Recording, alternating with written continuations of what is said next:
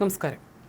കൊടി സുനിയും സംഘവും കോടതിയിൽ ഹാജരാക്കിയ ദിവസം ഹോട്ടൽ മുറിയിൽ നിന്നും പരസ്യ മദ്യപാനം നടത്തിയെന്ന വിവാദങ്ങൾക്കിടെ ടി.പി. വധക്കേസിലെ മറ്റൊരു പ്രതിക്ക് കൂടി പരോൾ അനുവദിച്ചു.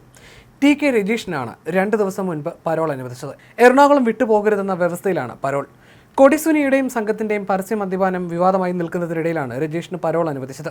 ആരെങ്കിലും തെറ്റ് ചെയ്തതിന് അർഹതപ്പെട്ടവർക്ക് പരോൾ നിഷേധിക്കാനാവില്ലെന്ന് ജയിൽ ഉപദേശക സമിതി അംഗം പി ജയരാജൻ പ്രതികരിച്ചു. കുടുംബപരമായ ആവശ്യങ്ങൾക്ക് വേണ്ടിയാണ് പാട്യം പത്തായക്കുന്ന് കാരായിൻ്റെ അവിടെ രജീഷ് പരോളിനായി അപേക്ഷിച്ചത്. ഇതിനിടെ ടി.പി. ചന്ദ്രശേഖരൻ വധക്കേസിലെ പ്രതികൾ പരസ്യമായി മദ്യപിച്ച സംഭവത്തിൽ കേസെടുക്കാതെ പോലീസ് ഒളിച്ചുകളിക്കുകയാണെന്ന ആരോപണവും ഉയർന്നിട്ടുണ്ട്. സംഭവത്തിൽ നടപടി പോലീസ് ഉദ്യോഗസ്ഥരുടെ സസ്പെൻഷനിൽ ഒതുക്കുകയായിരുന്നു. പ്രതികൾ മദ്യപിക്കുന്നതിന്റെ CCTV ദൃശ്യങ്ങൾ നേരത്തെ പുറത്തു വന്നിരുന്നു.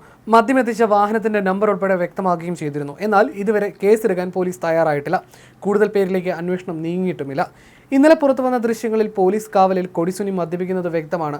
മദ്യം കൊണ്ടുവന്ന വാഹനത്തിന്റെ നമ്പറും ഇതിൽ ദൃശ്യമായിരുന്നു. തലശ്ശേരിയിലെ ഹോട്ടലിന് മുന്നിൽ കഴിഞ്ഞ മാസം 17-നായിരുന്നു സംഭവം നടന്നത്. സംഭവം നടന്ന ആഴ്ചകൾ പിന്നിട്ടിട്ടും നടപടിയുണ്ടായില്ല. വകുപ്പുതല അന്വേഷണത്തിന് ശേഷം CPMമാരായ വൈശാഖ്, വിനീഷ്, ജിഷ്ണു എന്നിവർക്കെതിരെയായിരുന്നു നടപടി സ്വീകരിച്ചത്.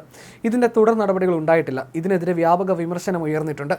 ടി.പി. വധക്കേസിൽ പ്രതികളെ കണ്ണൂർ സെൻട്രൽ ജയിലിൽ നിന്ന് തലശ്ശേരി അഡീഷണൽ ജില്ലാ കോടതി മുന്നിൽ ഹാജരാക്കാൻ കൊണ്ടുപോയപ്പോഴായിരുന്നു സംഭവം നടന്നത്.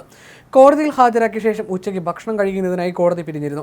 ഈ സമയത്ത് ഭക്ഷണം വാങ്ങി നൽകുന്നതിനായി പ്രതികളെ പോലീസ് സമീപത്തെ വിക്ടോറിയ ഹോട്ടലിൽ എത്തിച്ചു. ഈ സമയം പ്രതികളുടെ സുഹൃത്തുക്കൾ ഇവിടേക്ക് എത്തുകയും പോലീസിന്റെ സാന്നിധ്യത്തിൽ പ്രതികൾ മദ്യം കഴിച്ചുവെന്നുമായിരുന്നു പരാതി. ഇതിന് പിന്നാലെ സംഭവത്തിൽ അന്വേഷണം പ്രഖ്യാപിക്കുകയും പോലീസിന് വീഴ്ച സംഭവിച്ചതായി വ്യക്തമാവുകയും ചെയ്തു. ഇതിന് പിന്നാലെയാണ് 3 പോലീസ് ഉദ്യോഗസ്ഥരെ സസ്പെൻഡ് ചെയ്തത്.